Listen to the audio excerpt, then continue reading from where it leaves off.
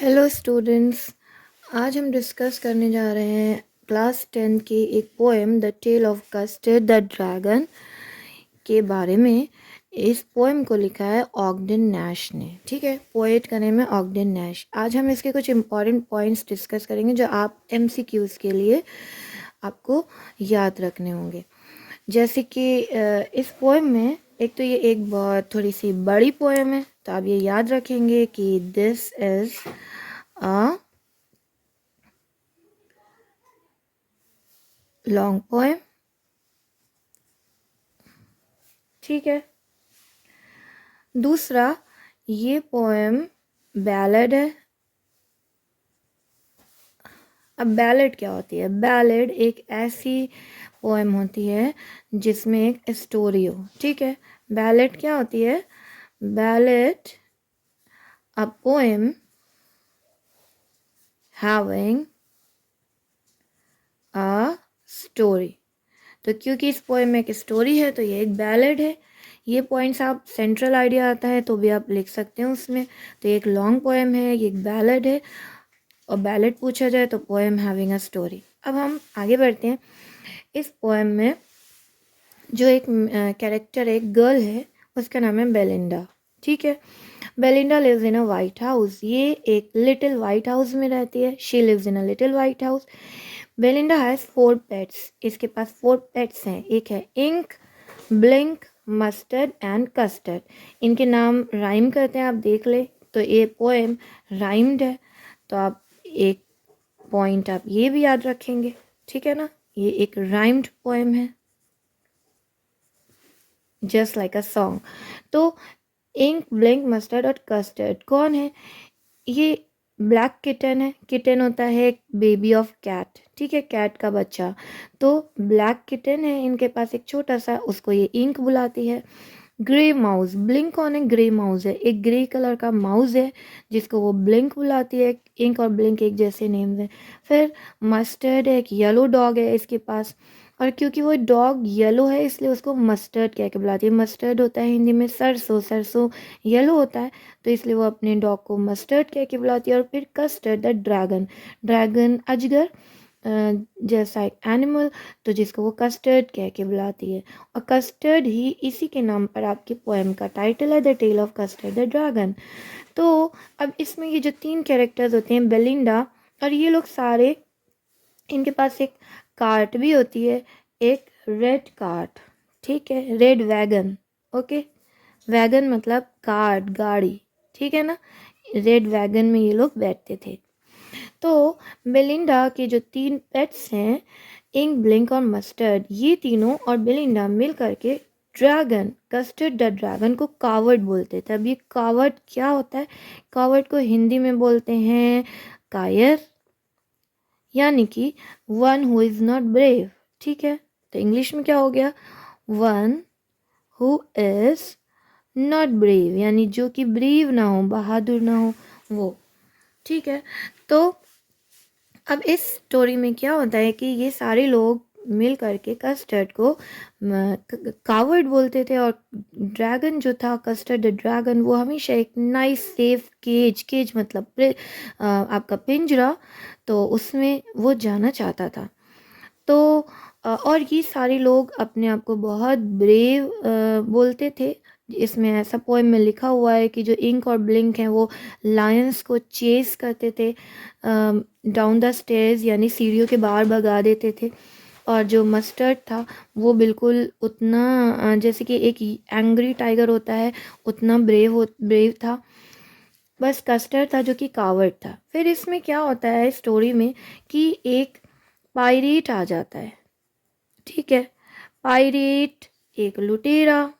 Okay, और जब pirate आता है तो उसके दोनों जो उसके हैंड्स होते हैं, ठीक है, तो उसमें पिस्टल्स होती हैं। ठीक है, क्या होती है? Pistols in his right and left hands. ठीक है, यानी कि दोनों हाथ में पिस्टल्स होती हैं, प्लस इनके माउथ में एक डैगर होती है, यानी कि तलवार। ठीक है, तो एंड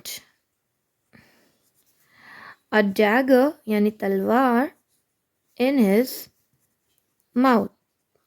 तो अब ये जो पायरेट आ जाता है पिस्टल्स और डैगर लेकर के, तो इससे ये जो इनके एनिमल्स होते हैं और बेलिंडा समेत ये सारे इधर उधर हाइड हो जाते हैं। जैसे कि किटन हाउस में नीचे चला जाता है, ग्रे माउस एक होल में चला जाता है, ठीक है, ये होल में चला जाता है मतलब बिल में चला जाता है। येलो डॉग भी भाग जाता है येलिंग करता हुआ।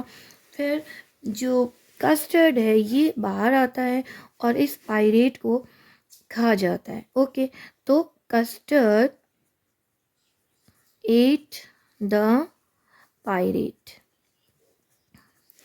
और जब ये पायरेट चला जाता है तब सारे लोग खुशी से बाहर आ जाते हैं and they started running around custard dragon. Custard dragon के चारों ओर दौड़ने लगते हैं और ये भी बोलते हैं कि हम लोग अगर कंफ्यूज ना होते तो हम ये दोनों बोलते हैं कि हम इससे भी ट्वाइस ब्रेव होते। और फिर मस्टर्ड कहता है कि अगर मैं कंफ्यूज ना हुआ था तो मैं थ्री टाइम्स तुमसे ज़्यादा ब्रेव होता। और फिर से वही टाइम आ जाता है कि ये सारे लोग अगेन उसको कावर्ड कावर्ड कहकर कॉल करते हैं और अगेन कस्टर्ड ड्रैगन जो है वो एक सेफ नाइस केज को पाना चाहता है। तो अब इस पोएम में आपको और क्या याद रखना है? इस पोएम में एक आप ये बता सकते हैं कि कई सारे फिगर्स ऑफ स्पीच के यूज़ हुआ है, ठीक है, फिगर्स ऑफ स्पीच। ओके, तो आप इसके स्टैंजाज भी काउंट करके लिख सकते हैं कि इसमें कितने स्टैंजाज हैं। तो इसमें आपके टोटल 15 स्टैंजाज हैं, 15 स्टैंजाज, ठीक है। और हाँ, अगर आपसे कस्टर्ड ड्रैगन का वो उसका फिज़िकल जो अपीयरेंस था वो पूछा जाता है कि कस्टर्ड ड्रैगन कैसा दिखता था, तो आपने बताना है कि उसकी बॉडी पर स्केल्स थे, ठीक है। कस्टर्ड जो ड्रैगन था उसकी बॉडी पर स्केल्स थे। स्केल जैसे कि फ़िश में होते हैं, अगर आपने फ़िश देखी होगी तो जैसे कि फ़िश होती है तो उसकी बॉडी पर इस तरह से स्केल्स होते हैं, ठीक है ना। तो कस्टर्ड के भी स्केल्स थे। ओके, हाँ, इसमें जो फिगर्स ऑफ स्पीच है वो भी मैं आपको बताऊंगी। जैसे कि हाइपरबोल यूज़ हुआ है जहाँ पे है कि Belinda giggle till she shook the house, यानी कि बेलिंदा हंसी और घर हिल गया। तो जो ऐसी बात होती है जो इम्पॉसिबल होती है तो वो वहाँ पर हमारा हाइपरबोल होता है। तो आप लिख सकते हैं जैसे कि फिगर ऑफ स्पीच अगर लिखना हो कि कौन सी यूज़ हुई है तो हाइपरबोल भी यूज़ हुई है, ठीक है। हम और भी फिगर्स ऑफ स्पीच मिलेंगे जैसे तो हम आपको बताते जाएंगे। और दूसरी बात, इनके जो हम कस्टर्ड की बात कर रहे थे तो उसके बॉडी पर उसके टोज़ जो हैं उनमें डैगर्स, ऐसा लिखा हुआ है डैगर्स ऑन हिज टोज़, यानी कि उसकी टोज़ पर जो नेल्स हैं वो नेल्स जो है ना वो हैं, nails are like daggers, dagger होती है तलवार, ठीक है। तो यानी कि शार्प नेल्स हैं। तो आप स्केल्स के बाद आप लिख सकते हैं कि शार्प नेल्स हैं, ठीक है। स्केल्स हैं बॉडी पर, स्केल्स ऑन हिज बॉडी, फिर उसके नेल्स शार्प हैं, यस शार्प नेल्स, ठीक है। और spikes on top of him, यानी कि उसकी बॉडी जो उसका टॉप है उसके ऊपर स्पाइक्स हैं। स्पाइक्स जैसे कि पॉइंटेड, आपने ड्रैगन की अगर बॉडी देखी हो उसकी ड्रैगन की बॉडी पे इस तरह से स्पाइक्स होते हैं, नुकीले नुकीले, ठीक है, शार्प पॉइंटेड स्पाइक्स, तो वो हैं। ओके, और इसका जो माउथ है वो बोला गया है कि वो लाइक अ फायर प्लेस है, लाइक अ फायर प्लेस, यानी कि जो भट्टी नहीं होती है आग की, फायर प्लेस की तरह बड़ा सा खुलने वाला माउथ, ठीक है। और यहाँ पर देखिए लाइक है ना, तो जहाँ पे लाइक या एज आता है तो वहाँ पे सिमिली होती है। तो जैसे कि फिगर्स ऑफ स्पीच हाइपर बोलती, तो इसी तरह यहाँ पर लाइक है, यहाँ पे सिमिली का यूज़ हुआ है। ठीक है, और इसके जो टीथ हैं वो भी शार्प हैं। ठीक, तो आप लिख देंगे शार्प टीथ हैं उसके, ही हैज़ शार्प टीथ, यानी कि नुकीले दांत हैं। ठीक है, तो अगर आपको ड्रैगन के बारे में लिखने को आता है तो आप बताएंगे कि he has scales on his body, he has sharp nails, he has sharp teeth, his mouth is like a fireplace, और his nails are like daggers, he has spikes on top of him. ठीक है, everybody calls him a coward, coward word ज़रूर आप याद रखेंगे। तो ये था आपका, और ये सारे जो लोग थे ये इसको दे कॉल्ड हिम कावर्ड, और टिकल भी करते थे। ठीक है, तो ये तीनों लोग इसको कावर्ड भी बोलते थे, और टिकल करना मतलब गुदगुदी करना। ठीक है, तो टिकल भी किया जाता था, ही वॉज टिकल्ड ऑल्सो। ठीक है, और दे रूडली कॉल्ड हिम पारसीवाल, वो उसको रूडली पारसीवाल बोलते थे। पारसीवाल कौन है? एक ब्रेव आदमी था। ठीक है, पारसीवाल एक बहुत ब्रेव बहादुर सिपाही था, तो ये लोग चिढ़ाते थे उसको और उसको पारसीवाल बोलते थे, और वो भी रूडली बोलते थे।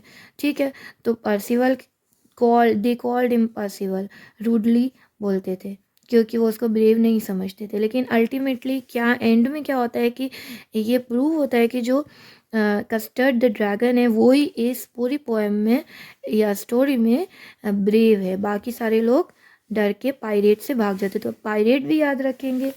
ठीक है, वो अटैक करने आया था और पायरेट को ड्रैगन ने खा लिया था। ठीक है, तो इतने पॉइंट्स आप ज़रूर याद रखिएगा। और अगर आपकी कोई क्वेरी हो तो आप, और मैं आपको थोड़ी सी फिगर्स ऑफ स्पीच बता दूँ, इसमें कुछ वर्ड्स हैं जो बार बार रिपीट हुए हैं, जैसे कि हेल्प हेल्प करके, तो इसमें आप रेपिटिशन भी लिख सकते हैं कि इस पोएम में रेपिटिशन भी है। ठीक है,